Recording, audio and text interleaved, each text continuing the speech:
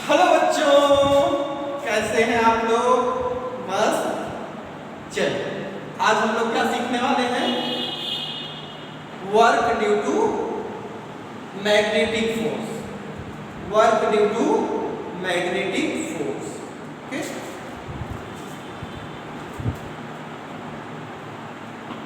Work done by magnetic force. Magnetic force. चलो भैया देखते हैं मैग्नेटिक फोर्स बेटा होता कितना है। F इक्वल टू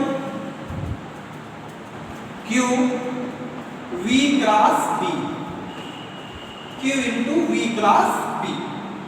अब इससे तो हमें साफ साफ समझ में आ रहा है कि यहाँ पर बेटा V और B का क्रॉस प्रोडक्ट है, इसका मतलब इसका परपेंडिकुलर ये आएगा। तो यहाँ से साफ साफ पता चल रहा है कि यह परपेंडिकुलर वेलोसिटी एंड यह आल्सो परपेंडिकुलर मैग्नेटिक फील्ड। भैया अरे यार सिंपल सी बात है, अगर हम I और J का गुणा करते हैं तो क्या मिलता है? K मिलता है। और ये I J K है क्या? ये x एक्सिस, y एक्सिस और z एक्सिस। अगर इसको I से रिप्रेजेंट करें, इसको J से रिप्रेजेंट करें तो इसको K से रिप्रेजेंट करेंगे। अब आप समझिए, अगर I और J का गुणा करेंगे तो K मिल जाएगा इनके परपेंडिकुलर, J और K का गुणा करेंगे I मिल जाएगा उनके परपेंडिकुलर। मतलब कभी भी दो वेक्टर का क्रॉस प्रोडक्ट करते हैं तो तीसरा वेक्टर मिलता है और वो उसके परपेंडिकुलर होता है। तो आप समझिए तीनों आपस में म्यूचुअली परपेंडिकुलर है, तीनों आपस में इस तरह से परपेंडिकुलर है। समझ रहे हैं?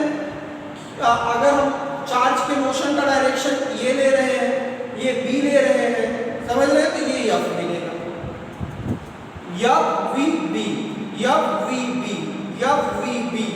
याद करो F V B मतलब ये चार्ज के मोशन का डायरेक्शन, ये ये चार्ज के मोशन का डायरेक्शन, ये मैग्नेटिक फील्ड। तो ये क्या? F perpendicular. तो भैया F परपेंडिकुलर वेलोसिटी के भी है और F परपेंडिकुलर मैग्नेटिक फील्ड के भी है।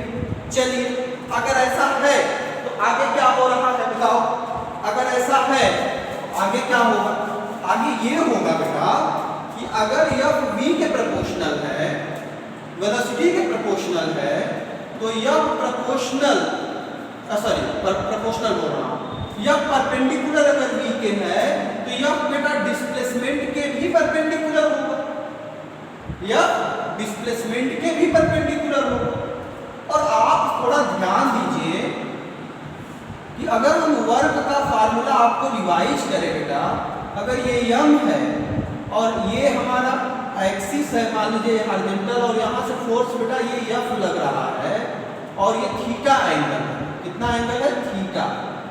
ये बेटा थीटा एंगल है और ये F फोर्स लग रहा है और ये सिस्टम यहाँ से डिस्प्लेस होके यहाँ पहुंच गया। डिस्प्लेसमेंट कितना? डिस्प्लेसमेंट इसका मान लीजिए हम D से दिखाते हैं। तो यहाँ पे वर्क कितना होगा? वर्क के लिए अगर हमारा इधर की तरफ डिस्प्लेसमेंट हो रहा है तो फोर्स का हमको इधर का कंपोनेंट चाहिए, ये कंपोनेंट। तो फोर्स का बेटा दो कंपोनेंट, एक ये और एक ये थीटा के साथ F cos थीटा और ये कंपोनेंट F sin थीटा। तो यहाँ पे बताओ वर्क क्या हो जाएगा? F cos theta into displacement, मतलब ये हो गया FD cos theta, FD cos theta. Simple सी बात। अब बेटा अगर डिस्प्लेसमेंट ऑफ फोर्स आपस में परपेंडिकुलर हो जाए, मतलब cos थीटा की जगह cos 90 और ये जैसे बेटा cos 90 आएगा ये वैल्यू तो जीरो हो जाएगी। मतलब अगर ऐसा सिचुएशन है तो वर्क डन क्या होगा? जीरो होगा। वर्क डन क्या होगा? जीरो होगा। मतलब मैग्नेटिक फोर्स के कारण जो वर्क होता है वो जीरो होता है। समझ में बात आ गई? अब अगर वर्क एनर्जी थ्योरम को हम लोग थोड़ा सा समझें, इसको नोट कर लीजिएगा। वर्क एनर्जी थ्योरम को अगर समझा जाए तो बेटा वर्क एनर्जी थ्योरम क्या कहता है?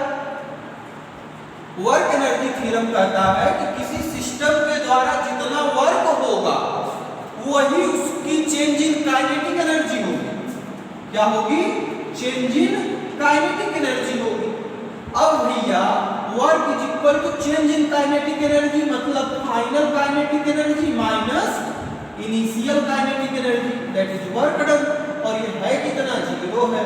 तो ये भैया final kinetic energy minus initial kinetic energy equal to 0। इसका मतलब final kinetic energy equal to initial kinetic energy. और ये भैया half mv square is equal to half mu square. Initial के लिए u लिए हैं, फाइनल के लिए v लिए हैं। हाफ से हाफ कैंसिल, m से m कैंसिल, मतलब v square equal to u square. इसका मतलब magnitude of v is equal to magnitude of u, magnitude of v equal to magnitude of u। अरे यार स्क्वायर है ना, मैग्नीट्यूड क्यों कहा?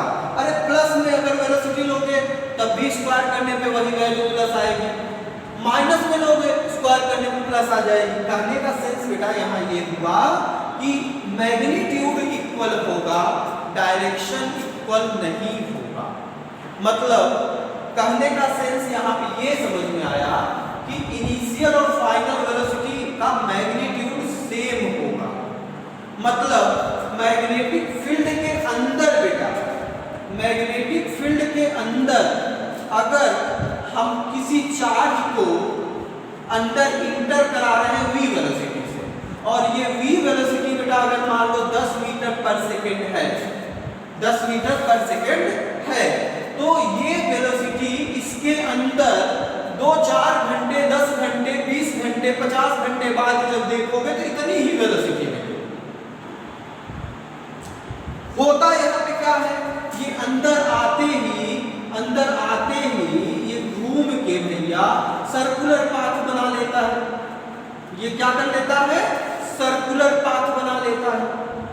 इसका मतलब ये हुआ, अच्छा ऐसा होता क्यों है मैं आपको बता चुका हूं। अगर यहाँ पे वेलोसिटी की बात करें तो इधर की तरफ, यहाँ पे वेलोसिटी इधर की तरफ, यहाँ पर वेलोसिटी इधर की तरफ, यहाँ पर वेलोसिटी इधर की तरफ, देख रहे हैं वेलोसिटी। अब आप थोड़ा दिमाग लगाओ, अभी हम लोगों ने सीखा है कि अगर अंदर मैग्नेटिक फील्ड वेलोसिटी ऊपर तो फोर्स किधर? यहाँ पे अंदर, फोर्स किधर? अंदर, यहाँ पे फोर्स अंदर। अच्छा इधर की तरफ वेलोसिटी मैग्नेटिक फील्ड अंदर, फोर्स किधर? नीचे। यहाँ पे वेलोसिटी नीचे, मैग्नेटिक फील्ड अंदर, फोर्स किधर? देने किधर जा रही है? अंदर, मतलब फोर्स इधर। इसी तरह से फोर्स इधर। आप समझो जैसे मैग्नेटिक फील्ड के अंदर जाएगा ना, इस पर जो फोर्स है वो कंटीन्यूअस अंदर की तरफ डायरेक्शन चेंज करके लगने लगेगा, सेंट्रीपिटल फोर्स। मतलब ये चार्ज बेटा इसे मोशन करने लगे, सर्कुलर मोशन करने लगे। अब आप सोचो थोड़ा, v हर जगह तो सेम है, मतलब ये मोशन यूनिफॉर्म सर्कुलर मोशन होगा, लेकिन डायरेक्शन की बात करें तो क्या हो रहा है? हर जगह चेंज हो रहा है, हर जगह चेंज हो रहा है। तो भैया डायरेक्शन अगर चेंज हो गया, इसका मतलब कि यहाँ पर स्पीड इक्वल है, स्पीड सेम है, लेकिन क्या वेलोसिटी सेम कर सकते हैं? नहीं कर सकते। क्यों नहीं कर सकते? क्योंकि वेलोसिटी चेंज सेम तब होती जब मैग्नीट्यूड के साथ साथ डायरेक्शन भी सेम होता। इसका मतलब कि यहाँ पर इस रिलेशन से हमको क्या मिला कि स्पीड जो है यहाँ पर इनिशियल और फाइनल क्या होगी? सेम होगी, स्पीड सेम होगी, लेकिन वेलोसिटी सेम नहीं होगी बेटा, वेलोसिटी सेम नहीं होगी, वेलोसिटी सेम नहीं होगी। क्यों सेम नहीं होगी? क्योंकि डायरेक्शन कंटीन्यूअस चेंज हो रहा। तो हमने क्या, तो हमारा ऑब्जर्वेशन था work done by magnetic force.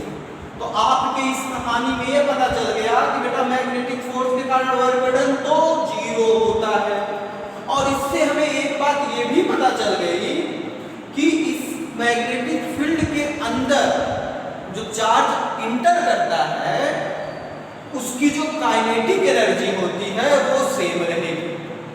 मतलब उस चार्ज की स्पीड हमेशा एक समान है, कांस्टेंट। समझ गए? तो work done by magnetic force क्या होगा? जीरो होगा। काइनेटिक एनर्जी क्या होगी, क्या होगी, एक समान रहेगी। Initial and final kinetic energy same होगी। और क्या होगा, चार्ज अंदर जाने के बाद जो आप देखेंगे वो एक समान स्पीड से चलेगा। एक समान वेलोसिटी इसलिए नहीं कर सकते क्योंकि डायरेक्शन कंटीन्यूअस चेंज होगा। अंदर चार्ज जाने के बाद सर्कुलर मोशन करने लगेगा। तो ये सारी बातें हमको इस पॉइंट से पता चल जाए। ओके, तो अगर अब आपसे कोई पूछेगा work done by magnetic force, answer क्या दोगे, जीरो। आंसर क्या दोगे, जीरो। ओके, चलिए तो नेक्स्ट लेक्चर में इसके आगे देखते हैं। पढ़ाई करते रहिए और मस्त